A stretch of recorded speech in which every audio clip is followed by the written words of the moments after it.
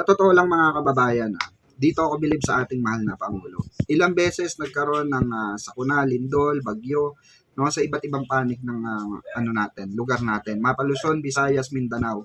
Talagang naandun kahit baluarte ng 'di ba, umaaway sa kanya kahit baluarte ng mga Duterte, binabaan niya mga kababayan para ipakita yung yung kanyang sincero ng pagtatrabaho, hindi puro pamumulitika.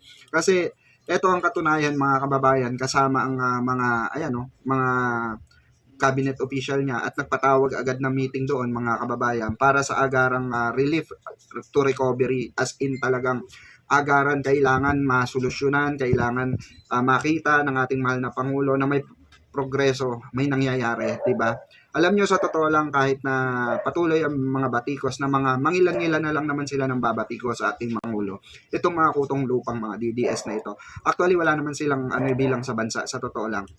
Kaya alam ng ating mahal na Pangulo kung paano magtrabaho, 'di ba? Meron tayong kanya-kanyang pananaw, meron tayong kanya-kanyang responsibilidad. So tayo bilang isang mamamayang Pilipino, hindi naman lahat umaayon talaga sa Pangulo. Anuhin natin 'yan, 'di ba?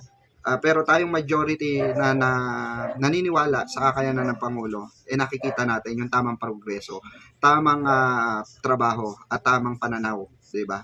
At lumalaban sa korupsyon ngayon. Ayan ang ebidensya mga kababayan, 'di ba?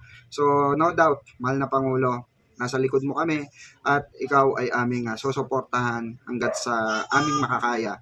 Bilang isang social media influencer, it's our pleasure na ilaganap yung mga ganitong klase ng balita dahil deserve ng mga kababayan, deserve ng sambayan ng Pilipino na malaman ito na merong gobyernong nagtatrabaho para sa mga Pilipino. Hindi Pilipino ang nagtatrabaho para sa gobyerno. Tita Winnie, binisita ni Pangulong Ferdinand Marcos Jr. ang evacuation center dito sa Sitio Titilon sa Barangay Kotkot sa bayan ng Liloan, Cebu para kumustahin ang mga residenteng sinalanta ng Bagyong Tino at manguna sa pamamahagi ng tulong. Kabilang sa mga ipinamahaging tulong ang family food packs na ganaman ng mga bigas, mga delata at kape, health at hygiene kits at sleeping kits at hot meals mula sa Department of Social Welfare and Development. Ang Department of Health naman nagsagawa ng rapid health assessment sa mga evacuees at namahagi ng special medicine gaya ng mga pang-maintenance, antibiotics, doxycycline, anti-tetanus at maging bakuna para sa mga bata. Minomonitor din ang lagay ng mga buntis at kabataan at nagbukas ng breast milk bank para sa mga nanay at sanggol. Mahigit 100 o 126 na pamilya o halos 600 individual ang nananatili sa naturang evacuation center. 12:30 ng tanghali dumating si Presidente Bongbong Marcos sa Barangay Kotkot sa bayan ng Liloan kasama ang ilang opisyal. May mga taong umaga pa lang ay naghihintay sa kanyang pagdating.